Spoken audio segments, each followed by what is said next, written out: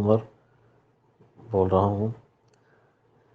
غلام شبیر رفاعی صاحب کے انتقال پر بہت دلی صدمہ پہنچا، ان کے ساتھ بہت اچھا وقت گزرا۔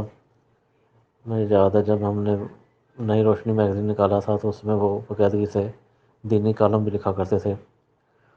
بہت پرخلوص اور بہت ہی مخلص انسان تھے، جب بھی ملتے بہت پیار سے ملتے۔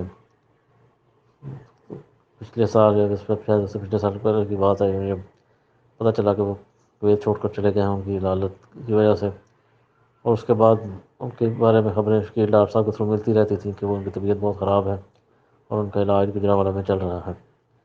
15-20 دن پہلے بھی ایک خبر ملی تھی کہ ان کی طبیعت بہت زیادہ خراب ہے، تو ان کے لیے دعا کیجیے۔ ہم سب دوست ان کے لیے دعا گو تھے، لیکن آج ہمیں افسوس خبرناک مل گئی کہ اللہ تعالیٰ نے ان کو اپنے پاس بلا لیا ہے۔ وہ نیک انسان تھے، اللہ تعالیٰ سے دعا ہے کہ اللہ تعالیٰ ان کو اپنے جوار رحمت میں جگہ عطا فرمائے۔ کویت میں موجود ان کے دوست احباب ان کو یاد کرتے رہیں گے، ان کی کمی کبھی پوری نہیں ہوگی۔ اللہ تعالیٰ ان کے بچوں کو، ان کے اہل خانہ کو اس صدمہ برداشت کرنے کی توفیق عطا فرمائے۔